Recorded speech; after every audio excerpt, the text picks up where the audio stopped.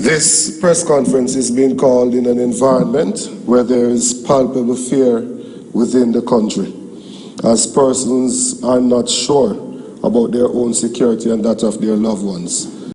You will well recall when the Prime Minister said that if you vote for the PNP, you may lose your life, and that if you vote for the Labour Party, you'll be able to leave your windows and doors open.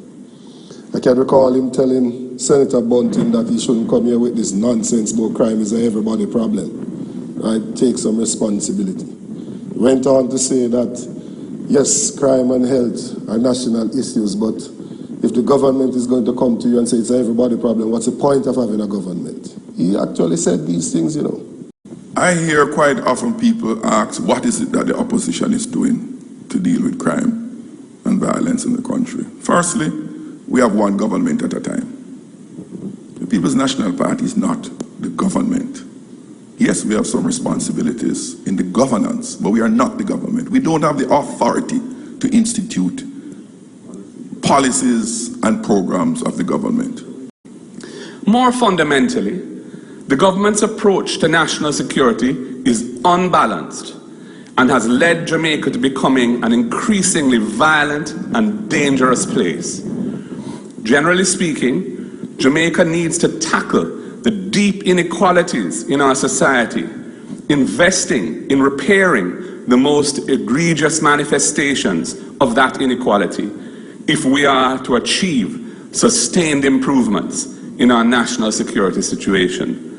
Dr. Horace Chang's tenure as Minister of National Security has been an abject failure, leaving Jamaicans feeling frightened, hopeless, and in despair. He clearly cannot bring the vision, energy, and vigor and communication skills which that portfolio requires. We are therefore calling on the Prime Minister to relieve him of his duties in that portfolio and give someone else an opportunity to bring a fresh and hopefully more effective approach. Commissioner of Police Anthony Anderson is also hereby being put on warning. He is the main architect and promoter of the government's state of emergency strategy as an ongoing policing tool. No other commissioner of police before him has followed that unprecedented and what we regard as a dangerous path, abrogating the most basic and hard-won rights of Jamaicans in the name of ordinary policing. The constitutionality of his use of the states of emergency is in serious doubt. As I have already shown, there are other tools in the toolbox for him to use, and some others that the government needs to quickly deal with and address to provide him with, which should have been legislated for already. If the Commissioner cannot find another strategic approach to getting the crime problem under control within the next 60 days, I think he must call it a day as well and allow someone else to take up the mantle of Commissioner. Thank you. Then let me also remind Dr. Chang that if Prime Minister Holness is not brave enough to reassign you, because I realize that he's afraid to make certain moves. So like Bobby Montague is the leader of the black section of the Labour Party. He doesn't really want to trouble him. If he doesn't want to trouble you because you're a General Secretary, I'm asking you, Minister Chang, to do the honorable thing and to resign from the post of Minister of National Security and allow somebody who has some vision and some testicular fortitude to come forth and do the job. Interesting overview, Prime Minister, of one of the most critical challenges facing the country. But I put to you what your critics say. They say you promised the country safety and security when seeking office, and that you are failing to deliver. And I suppose the more direct question is, what do you say to the men and women in tough communities across the country who have to be ducking gunshots and they live in fear literally every second that they could die? Right, so without question, that was not a promise, that was a commitment. And we remain absolutely committed to that, which is why we directed our budget to increase our Coast Guard capabilities. Never before in the history of Jamaica has the capabilities of the Coast Guard been so increased, and we're seeing the results of that. We have created the Maritime, Air, and Cyber arm of the JDF, which is to be able to control, as I've said, those spaces. And we have increased our budget to the JCF. Never before have you seen so many police stations being repaired, rebuilt, or built new equipment, technology.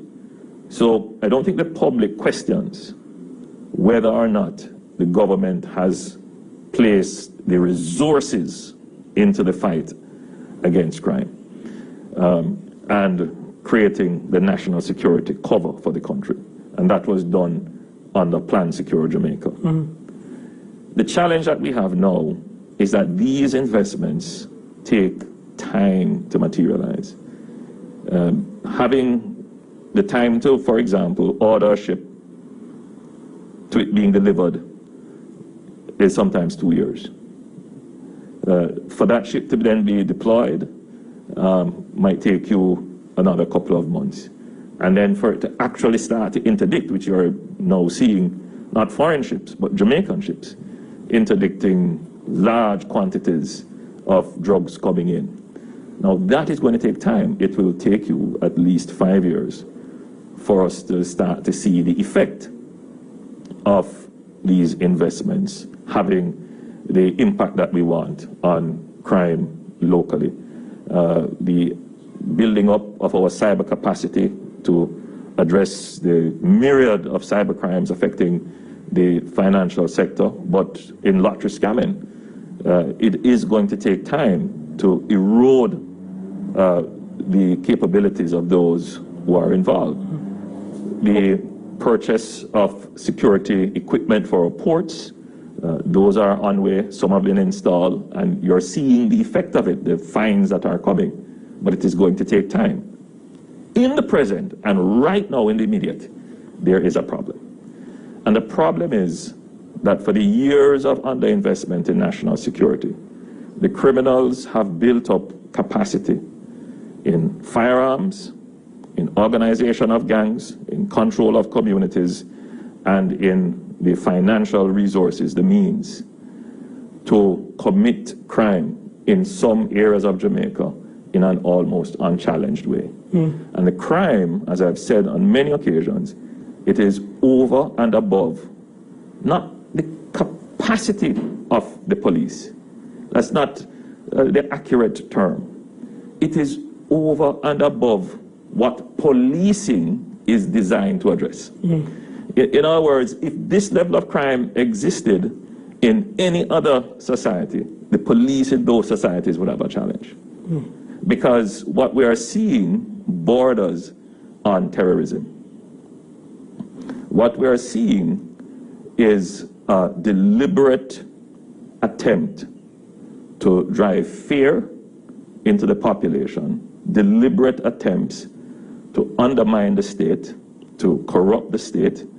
And, you know, it is interesting that a part of the testimony that came out in some of the trials of the gangs is that the gang leader saw the murder rate going down and gave instructions that they must increase the rate, they must go and kill more people. So there is intelligence behind the criminal activity that is taking place. So the regular law enforcement methods are not going to immediately bring down the level of crime. So let's look at what are regular law enforcement methods. Let's look at what we have done with the interdiction of gangs. Now, again, never before in the history of Jamaica have we seen so many gangs being brought through our regular system of policing, meaning that we investigated, we arrested, we put together the cases, we brought evidence before the courts, and we went through a trial. And that process could take 2 years to interrupt the gang. And you have over 100 gangs operating with the limited resources of our investigations and dynamic operations to go and interdict and arrest and so forth. So you see the magnitude of the problem. So we are investing in regular policing in order to maintain public order. So I want the country to understand that we are not saying that regular policing can't work. That's not what we're saying. We're saying that regular policing is designed to address a certain type and nature of criminal activity. But when the criminal activity that we have now reaches to the point where it could threaten the very existence of the state, it requires a different response from the state. It requires the state to arrange its resources and strategies in a different way in order to address that threat that is diminishing the assurance to the citizen that they would be able to enjoy their life and freedom and their assets. And I'm saying that that arrangement requires certain powers to be given to the state.